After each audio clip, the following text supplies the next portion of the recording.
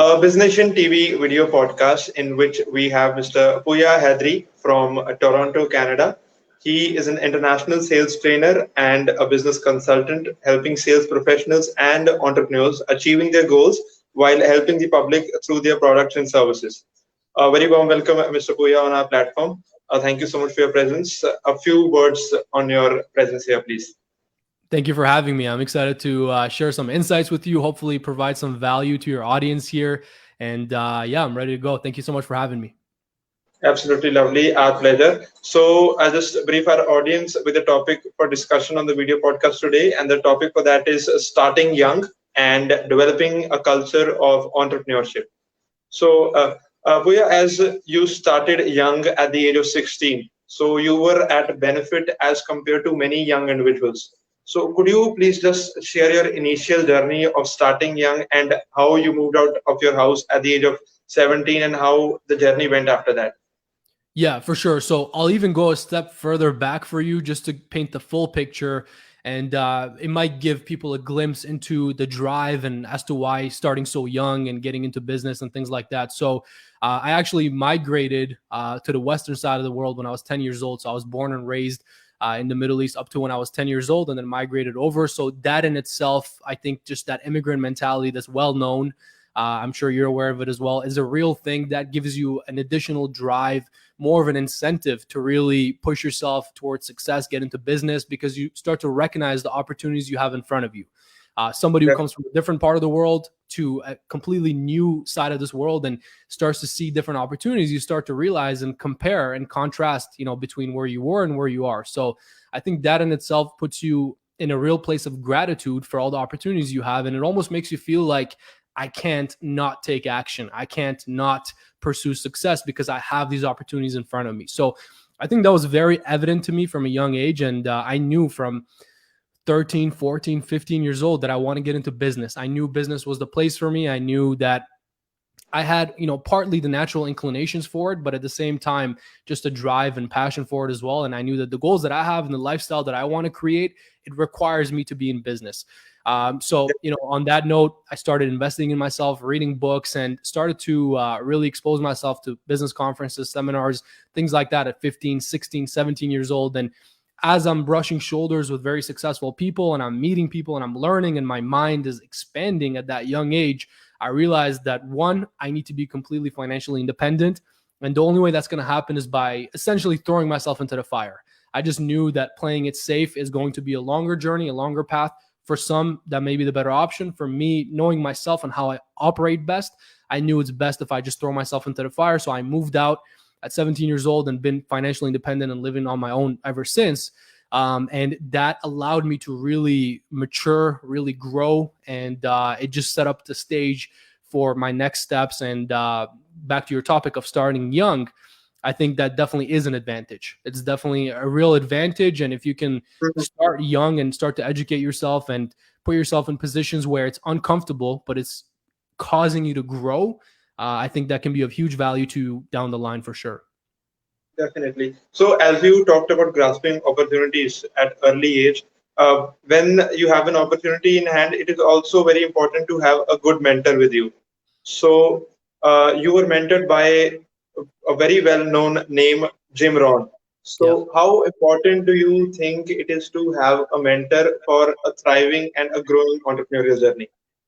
Yeah, I think it's everything. I don't even know if it can be done the other way. And I don't think anybody doesn't have a mentor. And whether you know it consciously or it's just unconscious, everybody has mentors. Everybody has people that they're influenced by, whether you like it or not. If you're watching the news, if you're watching movies, you have people you're influenced by, right? You want to be like that person. You have people you look up to. Everybody's ideas of success get formed and shaped by those who came before us. There's a very famous quote, "We stand on the shoulders of giants." That's always true in any industry for everybody. So, some people consciously choose and, pick and choose their mentors and know who they're learning from. Others just happen to unconsciously or subconsciously be mentored and not even know it. So regardless, I think mentorship is absolutely critical. And I would argue it's not even an option. Everybody is mentored by somebody. That being said, yes, for me, I was very lucky to come across Jim Rohn. He was a business philosopher, so it was business lessons weaved in with philosophy. And I'm sure you can see how valuable that is for a young man coming up and just getting to really think of the world differently and think about yourself differently. A lot of his philosophies were around taking responsibility. He has famous quotes like, "Don't wish it was easier, wish you were better." It's a lot of taking responsibility, right? He says, "Don't wish for a better sale, wish you were better, wish you had the skills." It's all that type of philosophy. So it really allows you to think in the way of, my life is in my control. What I do is in my control. I create my reality. I create my future. So I need to do the right things. I need to, get better. I need to equip myself. And one of his biggest quotes that you might even go there, but I'm just going to bring it up in advance, that changed the direction of my life. I mean, quite literally changed the direction of my life was, he says, "Formal education will make you a living, but self-education will make you a fortune." That stood out to me, obviously, at 16, 17 years old. And I knew right then and there, I'm not going to be pursuing school or formal education. And I did go to university. I did 1 year, but to be completely frank with you, it was just for the experience. I knew that I'm going there only for 1 year of experience, for the fun of it, for the experience of it. And then I'm moving on and going back right into business because I was already in sales roles and already very exposed to business. So I knew from a very young age that I want to pursue self-education. And one of my other favorite mentors, Charlie Munger, Warren Buffett's business partner. He's, I think, 97 years old now, worth a couple $1 billion. He always says learning is a lifelong journey, right? And that's something I've learned from him as well. And he says, enjoy the process along with the proceeds. So you can enjoy the money and the success and achievements and everything else, but enjoy the process as well, the day-to-day, how you're living. And he talks about learning being a lifelong journey, and he's 97 years old and still getting better, still getting sharper. So that's inspiration to me. So combining all those lessons from these different mentors, and of course, Jim Rohn being the first one, I just decided to pursue the path of self-education. So to tie this in with your original question, I got into, getting mentors, getting access to books, to courses, to programs.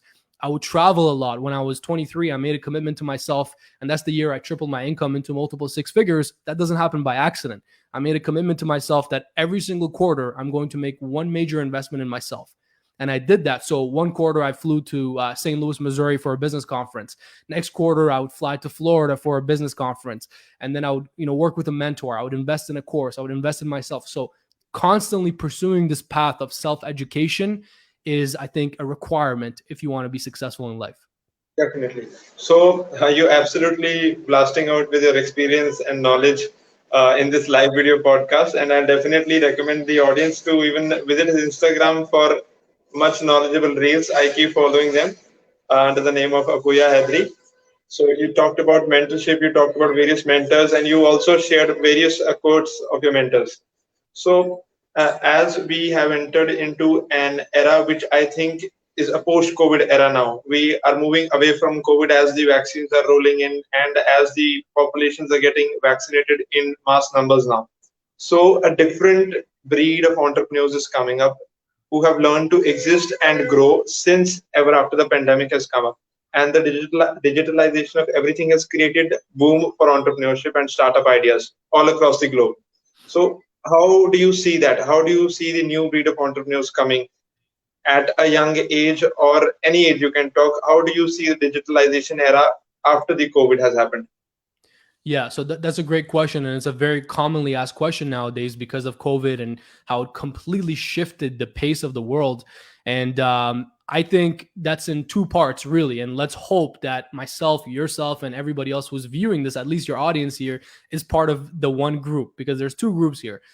When it comes to hard challenges and economic recessions, slowdowns, hits to our society, to the world, people usually respond in two different ways. You either become a victim of the circumstances and of the situation, and you decide to completely give in, or we both know people that you have used this opportunity to take time off, to take vacations, to take a break, quote unquote.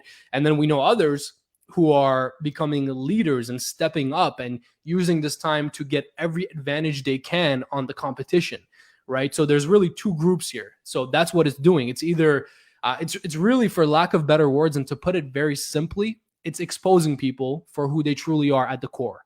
either you're using this time to step back and you're not necessarily an entrepreneur or a leader, which is fine as well. There's roles for everybody. I don't have the belief that every single person needs to do the same thing. I think there's roles and there's things for everybody. I have a lot of content around defining success for you. That's a topic I talk about a lot. We can talk about it here too. But back to the main point, you have those people who have used this time to realize, hey, I'm really not an entrepreneur. I really don't want to work that hard. I really don't want to pursue these goals. I would rather have balance or lifestyle or whatever it might be. And then you have the other group of people who are saying, hey, this is my time to take advantage. This is my time to show that I'm the real leader in the space. This is my time to dominate my marketplace. This is my time to, really step forward. So I think it's exposed certain people. And for the ones who are already doing the work and already the real entrepreneurs in this game, I think those people have only gotten ahead. And I think the era coming from this is going to be incredible in a lot of different ways. I think a lot of leaders are going to be born as a result of these times. So I'm definitely excited to see that. I'm hoping I'm one of those. I'm working diligently every single day to be one of those. And I'm sure you are as well. So some of the serious questions relating to this podcast. Now we'll move on to a lighter side of things, specifically mentioning the this or that round with the corporate Sadar. So I have some set of questions in that round, and I'll be asking those, and I'll expect a few short questions a few short answers from your end for that. So firstly, mentioning, are you a morning person or a night person? Do you prefer working in the morning or in the night? So I can give you a real direct answer to that, or I can give you the longer answer to that. I've actually I prefer the second one in that. The direct answer? No. A long answer. Okay. I think it can be a diplomatic one. Perfect. Okay. Well, so I'm very into, looking into my health and fitness, longevity, biohacking, and things like that. So I'm constantly working on that process. So that's one thing in its own. But I actually did some genetic testing, and it shows you a lot of your traits, your natural traits based on your genes and sequences and things like that. And it shows that I'm right in between, but more leaning towards a night person. So that's the actual data. If I had to tell you from my own life experience, I was always a night person, but through habit, discipline, and a lot of pushing and trial and error, I've become a morning person. My aim is to be up at 5 a.m. every day. So I would say nowadays morning person. Definitely, because every time we plan to talk or schedule a meeting, you're up at night with all the meetings running in the back end. Right. So coming on to the next one, if you are planning to expand your organization, definitely you will at a very big level, you'll reach much more heights. So will you opt for hiring a fresher or an experienced employee? So that depends on the position. That's a great question. I've hired, managed, and mentored hundreds of people. I've worked in companies where I was partnered and we were doing essentially outsourced sales, where I was in-house hiring, managing, training hundreds of people coming in through the door, right? And when it comes to sales and sales positions, I would much rather a newer, a green, as they would call it, a green hire, where they don't have the experience, they don't necessarily have the knowledge, because they don't have so many things to unlearn. I can teach them from scratch, and I can teach them the right way. And I've helped a lot of people that have come into their first sales role ever get to 10,000 a month, 100,000 a year within a year. And, I've done that because I've taught them the right steps and the right sequences. Now, if we're talking about executive positions and maybe more leadership roles or partnership roles, maybe somebody who's more experienced. All right. So definitely my thought process will work on the same thing in the same way. Moving on the next one, are you a book person or a movie person? Yeah, that's a hard one. My heart would tell you movie person. My brain would tell you book person. There's a big library behind me. I don't know if you can see it here. It looks like it's cut off. I have another library in the other room. I've been reading books since I was young. I look to read every day. I have a ton of audio books as well. So I love the books because you're learning, you're educating yourself. Again, this path of self-education. So if I'm working out, I'm listening to books every single day. I'm reading and things like that. So I would say book. But what do I enjoy more? Of course, movies. Everyone does that. Everyone will enjoy a movie. I can't lie about that. Yeah. Yeah. Okay. So, all right. Finishing with the rest of that round, your answers were amazing in this. Moving on to the next part. Now, I'll give you a scenario. So, in that, you just have to imagine that and speak what you think about it. Okay. So, you have imagine that you have achieved your goals, whichever you have thought over the next 2 years, 3 years, or 5 years. You have achieved those. Now, would you rather mentor a young 16-year-old boy for free, or would you rather opt a client who is paying you heavily for sales professional services? Okay. So that's a great question. I would probably answer that in the more unpopular way. And people on a surface level might question my answer, but I'd much rather mentor the person who's paying for my services. And the more they pay, the better it is. And I'll tell you why. Because for one, the 16-year-old young man or girl who's, looking to grow, looking to get into business, who's eager, who's driven, who's ambitious, like myself, I can speak on this because I was that 15, 16, 17-year-old who started from zero, didn't have any capital or anything, and literally worked my way up step by step by step. That person is going to find the answers. That person is going to go find somebody like me and watch all the free content and learn and work their way up and eventually get to a point where they can invest money with me and get access directly to me. So that person will take care of themselves. And if they don't, they're not meant for this. And my second reason for this is really the more real reason is if anybody doesn't pay for the advice, for the mentorship, if there's no commitment, if there's no exchange, they don't value it. You can give people free information all day long. There is free information out there. And there's a classic saying, if information was all we needed, everybody in the world would be happy, healthy, and wealthy. Obviously, that's not the case. Most people in the world are not happy, healthy, or wealthy. So it's not information. It's valuing that information. It's getting the right information for you and your scenario, and then executing on that information, which requires accountability. To have accountability, you need to have commitment and buy-in. So for me to get somebody's buy-in, somebody's commitment, they have to exchange something, their time, their money, their resources, for them to really commit to it. If something's given to people for free, they don't value it. If I just get something for free, I'm going to throw it out, or I'm not going to value it. But if I pay for something in exchange, I'm going to value that more. So that's just the reality of how the world works. And that's why my answer would be the person who's paying for the services.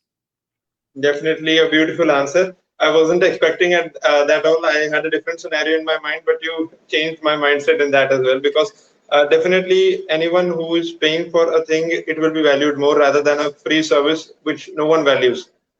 Right. So I mean, people are watching content on business and entrepreneurship on YouTube all the time, for example. And most of those people, a year from now, 3 years from now, 5 years from now, are in the same place. As opposed to somebody like myself, who's exchanged at this point, I don't even know the number, but a lot of money for mentors, for courses, for programs. And I've gotten direct access. I've gotten the right information that I needed. I've asked my direct questions that are going to help me get to my next level, not just some generic advice on YouTube, right? So what's free is often free for a reason. You're getting the same value. Yeah, I got your point in that.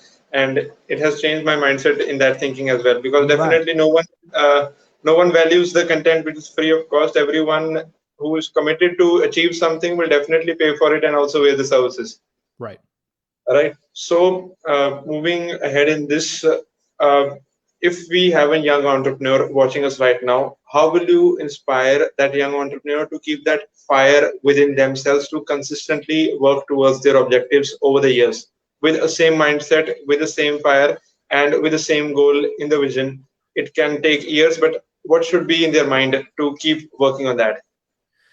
Great question. I would love to answer this with two different answers if you allow me to, if you have the time, and if we can go a little bit deeper, because this is an area that I personally struggled in for years, even as I was making money, even as I was successful and moving up the corporate world and in sales and into management and executive roles. It's something that I learned later. So I would love to highlight this for people, and hopefully it sticks. If there is a young entrepreneur or any kind of entrepreneur watching this, you're young at heart. That's all that matters.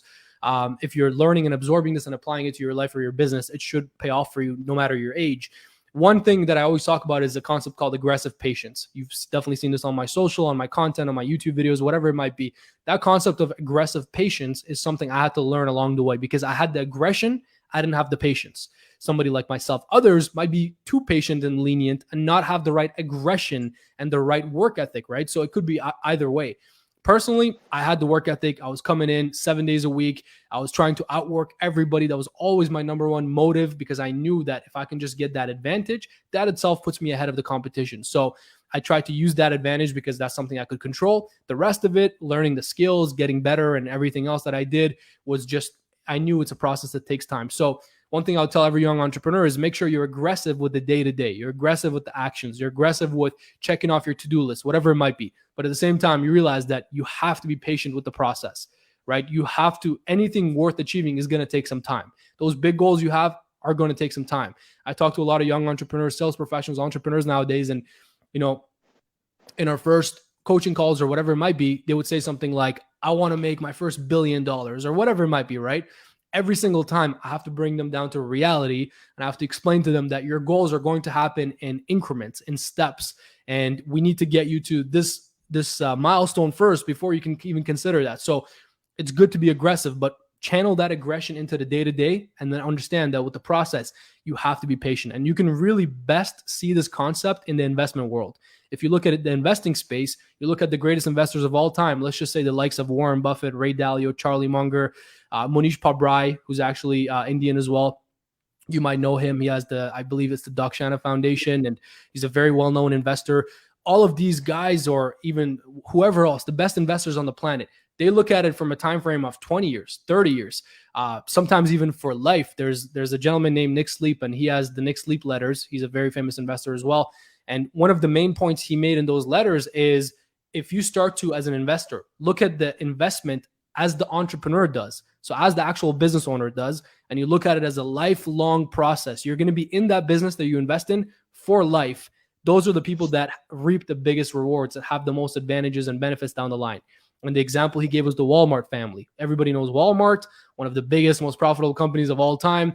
Sam Walton founded it, and the people, the investors, the shareholders that made the most money from that company, from that investment, was the family, because they didn't have an option to sell. They've been in that for life. So as it's going through 10, 15, 20-year periods where it's not, other investments are beating it, that family's still in there as a shareholder. And over time, the results will pay off. So the investment space is a space where you can really see that principle play out in reality. So I would highly recommend young entrepreneurs to think with that, and to and to really consider that. And I know I'm going on here, and this might be a bit of a ramble, but if you have any comments on that, feel free to. There's a second point that I want to share on that as well.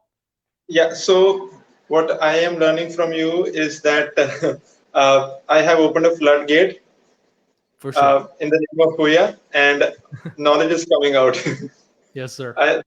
A new term which I have learned today, and I will definitely like to work on that, and also encourage people to work on that, is aggressive patience. I've never heard of that term particularly before. You're working aggressively day to day and with patience of years. Absolutely. Aggressive patience, aggressiveness for a particular day, and patience for the years to come. That Absolutely. Is a very unique thing I have heard today. And Absolutely. Please, I'd like to, yeah. Yeah, and the reason go ahead. Yeah, I'd like you to share the second point which you were mentioning. I'd like also to share that thing in this point. Sure. So the second point is, once you have that balance of aggressive patience, and you can manage internally how you want your goals, and you want to be aggressive in the day-to-day, but be patient over the years to come. The second point of that is, it's something that I learned later in sales. Initially, my goal was to get in, be successful, get the results, get everything done that I need to get done. And it was all channeled in towards moving up, moving ahead, crushing my goals and targets and things like that. And it was a very aggressive mindset, right?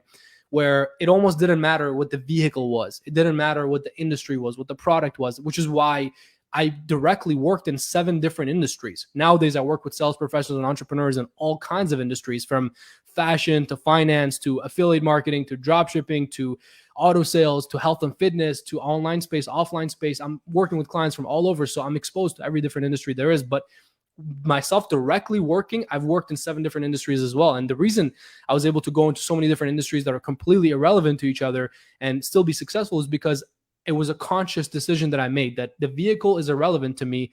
I just want the success and the goals that I have. I just want to accomplish my goals, and whatever vehicle gets me there, right? Now, one, I guess, evolution I've had in that process, how I've grown from that, and I would love to share that with a younger entrepreneur, is I've learned that to be successful, again, over the long term, and again, you can probably tell my mindset has shifted from aggressive day-to-day to now thinking more long-term with everything, playing the long game. So as I'm thinking nowadays, over the long term, to be successful, you have to have longevity.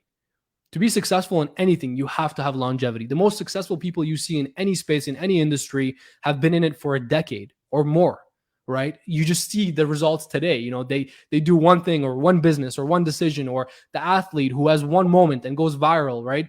You see that one moment, but they've been training for that their entire lives. If you go back on the backstory, you'll see a lot of their parents, their family was in the same business, was in the same space. They got involved when they were 5 years old. Like, if you look back at the story of a lot of people, there's really no mistakes. If you look at the stories of people like Elon Musk and look at what his parents did, look at the stories of Bill Gates from Microsoft, look at Warren Buffett. His dad was a stockbroker. Like, if you look at these things, you'll realize that there is no mistakes. Success leaves clues, and there's a real pattern to it. And these people have gone through the years and years and years. So to be successful at anything, it requires longevity. To have longevity, you need to be passionate for that thing in that space. If you don't have passion, there's no way you're going to last. It's too hard. Entrepreneurship, success, work day to day. At some point, you're gonna have a breaking point. You're gonna break. So to be in anything for a long term, you have to have passion for it. And to be successful, you need to be in it for the long term. So to reverse engineer that, if we go backwards step by step, that means if you really want success, you have to figure out a space, a niche, an industry that you have real passion for, that you can get into, that you genuinely love, you'd want to be in. And then that way, it's going to allow for you to be in there for the long term. As you're in there for the long term and you get better, you have success. And to sum this up beautifully, Warren Buffett says, I tap dance to work. And, he says, I've never worked a day in my life since I was 11 years old. I think he invested in his first stock when he was 11 years old. And he's 94 now, 92 or 94, worth over $100 billion. And he says, I just tap dance to work. I still love it. And he still works to this day because it's not work. It's passion that allows for longevity, that allows for success. And that was the second point I wanted to make there.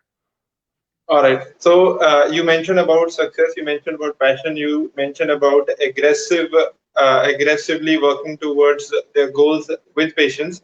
Now I slightly want to move on a personal side of things in your life. Not too personal.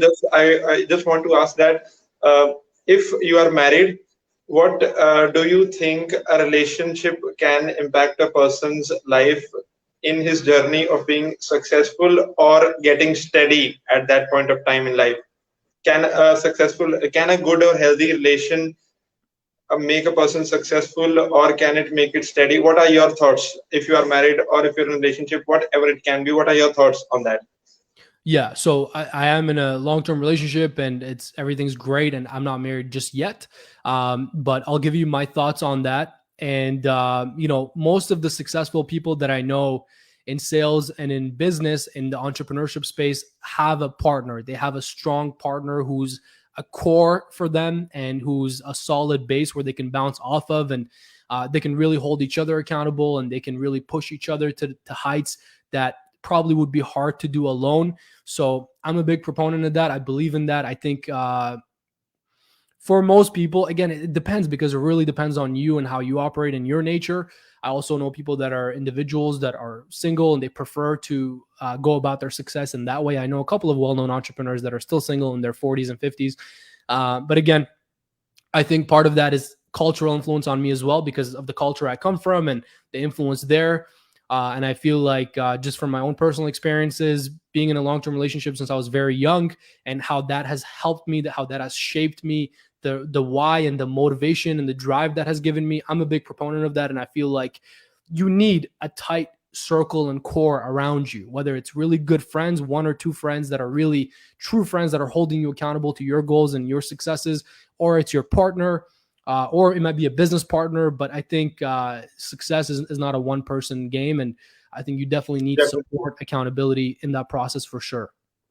And that can also vary from person to person, that how one person reacts to a situation or a relationship or a particular friend in general, right? So as we conclude today's video podcast with you, Pawa, anything you'd like to add on for this? Yeah, I mean, in conclusion, there's nothing really I'd like to add on. What I would encourage everybody to do is, if anything, go back and re-listen to the podcast again, because there's no need to add on more information. I think there's enough information in there that if somebody was to take that and apply it, it's real tangible advice that could actually make a meaningful difference in your life, personal life, or in your sales career, or in your business. So I would recommend people to always revisit and rewatch and re-listen and reread the same stuff until it becomes second nature and until they apply it. But that's really it. I hope I was able to bring some value. I hope people got some takeaways from that. And, I hope you enjoyed the conversation. And people know where to find me. It's Puya Haydari on all platforms, same name. So you're more than welcome to look me up. And if I can be of any more value to you and your audience, I would love to. It was great having you. Not only the audience, I also learned a lot of things through this video podcast. Thank you so much for joining in. And I'll definitely tell our audience to go follow Puya Haydari on his Instagram account. And I will also be soon uploading this video podcast entirely on the IGTV. And I will share the links on with you as well. Right. Awesome. So Sounds great. thank you so much. Thank you so much for joining. A good night from India and a good morning at your place. Wishing you all the best in all your future work. Likewise. Thank you, brother. Appreciate it. Thank you so much.